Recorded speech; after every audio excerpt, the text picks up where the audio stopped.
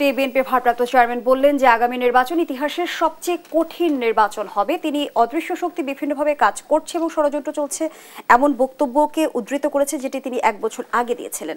অন্যদিকে আমরা দেখছি জামায়াতে ইসলামী আবার বলছে যে আগামী জাতীয় সংসদ নির্বাচনের উচ্চকক্ষ নিম্নকক্ষ উভয় কক্ষে পিআর পদ্ধতিতে নির্বাচন হতে হবে।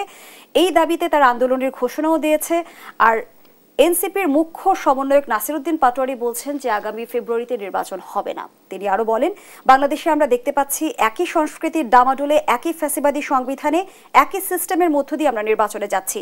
তাহলে এতগুলো মানুষের শহীদ হওয়ার প্রয়োজন কি ছিল, আহত হওয়ার প্রয়োজন কি ছিল? সবকিছু মিলিয়ে আপনার উত্তর জানতে চাই। ধন্যবাদ আপনাকে। আমি শুভেচ্ছা জানাচ্ছি আমার সম্মানিত সহ আলোচক এবং যারা শুনছেন তাদেরকে।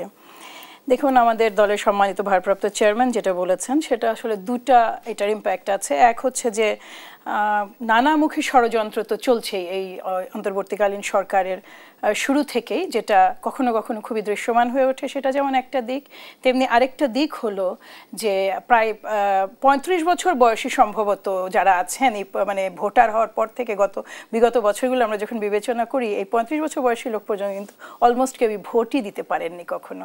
এনারা বিগত যে আন্দোলন এবং অনেক কিছু, স্পেশালি জুলাই আগস্টের আন্দোলনটা, তারপর থেকে রাজনীতিতে কিন্তু একটা চেঞ্জ এসেছে, মানুষের এক্সপেকটেশন একটা চেঞ্জ এসেছে। ফলে এই জায়গাটায় কেবল যে ষড়যন্ত্র তত্ত্ব বা ষড়যন্ত্রের যে বিষয়টা এখানে বলা হয়েছে তা নয়, এখানে বিশেষভাবে সতর্ক করা হয়েছে দলীয় নেতা কর্মীদের, বিশেষ করে যারা জনপ্রতিনিধি হতে চান তাদেরকে। কারণ এইবার ওইটাও খুব সিরিয়াসলি ম্যাটার করবে, জনগণ খুব দেখতে চেষ্টা করবে যে একটা বেটার মানুষ যেন তাদের নেতৃত্বে আসে। এবার আসুন জামাত ইসলামের প্রশ্নে। দেখুন, জামাত ইসলাম একটা সম্পূর্ণ ভিন্ন রাজনৈতিক দল। তারা পিআর কেন, তারা বিনা নির্বাচনে ক্ষমতায় যাওয়ার দাবিতেও মাঠে নেমে যেতে পারেন, ওটাতে কোনো অসুবিধা নাই, সেটা তাদের চয়েস, ওটা নিয়ে আমাদের সাথে তাদের কোনো কনফ্লিক্ট নাই। কিন্তু যদি একটু গোড়ার দিকে যাই তাহলে মনে রাখতে হবে যে ঐকমত্য কমিশন শুরু থেকে যে বিষয়গুলো সবগুলো রাজনৈতিক দল তাদের সুপারিশ দিয়েছে, সেখানে সাধারণ নির্বাচন পিআর পদ্ধতিতে হওয়ার কোনো বিষয়ই নাই। আমার সম্মানিত সহ আলোচক যিনি নিঃসন্দেহে উনিও কয়েক দফা বহুবার হয়তো গেছেন ঐকমত্য কমিশনে, তিনি জানেন সিলেবাসেই তো নাই জেনারেল ইলেকশনে পিআর। আপনি তো যেটা দল হিসেবে আজকে এসে মানে যে এই আগস্ট 2025-এ রিয়ালাইজ করছেন যে আপনার জেনারেল ইলেকশন পিআরে দরকার, তাহলে আপনি যখন ঐকমত্য কমিশন বা সংস্কার কমিশনের কাছে আপনার প্রস্তাবনাগুলো দিলেন তখন এটা দিতে হতো। কিন্তু সিলেবাসে নাই আপনি বলছেন, কিন্তু তারপর আমরা দেখেছি জাতীয় ঐকমত্য কমিশন কিন্তু উচ্চকক্ষে পিআর পদ্ধতি দিয়ে নির্বাচনের আমি বলছি পিআর নিয়ে আসেন। এবার পিআর নিয়ে অনেক আলোচনা হয়েছে মানে ঐকমত্য কমিশনে। সেটা কোনটা?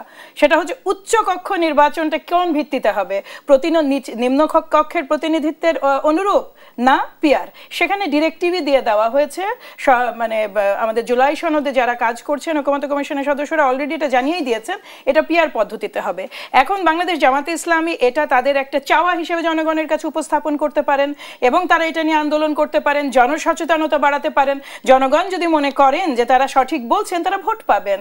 আর এনসিপির বিষয়ে আমি মানে আসলে অনেক তরুণ তারা, এবং সবচেয়ে বড় কথা তরুণ রাজনীতিবিদ, আমাদের তরুণ সহযোদ্ধা, আমি যেটা বলি যে নির্বাচন হবে কি হবে না সেটা বলার এই মুহূর্তে শুধুমাত্র অন্তর্বর্তীকালীন সরকার ছাড়া কারো এখতিয়ারই নাই। কোনো স্পেশাল নলেজ যদি তার থেকে থাকে, that is entirely different issue. আপনি যখন যেটা বলছেন যে পৌনপুনিক প্রসেস বা আগে যেটা ছিল সেই প্রসেসেই, আমাদের তো ওয়েস্টমিনিস্টার ডেমোক্রেসি, আপনার কোন প্রসেসে কি করবেন?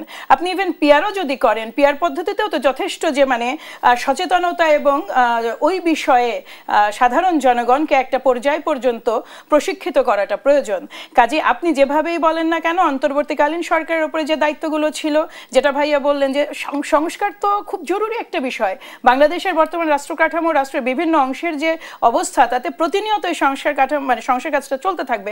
শুধু এখনকার সময় না, আমি আপনাকে বলছি তখনকার সময়ও, যখন প্রতিটা মুহূর্তে আপনাকে মনে রাখতে একটা রাষ্ট্র যখন মানে রিফর্ম প্রসেসের মধ্যে দিয়ে যেতে না পারে, ওই রাষ্ট্র তখন একটা অচলায়তনে পরিণত হয়, যেটা আমরা আগের বছরগুলোতে প্রত্যক্ষ করেছি।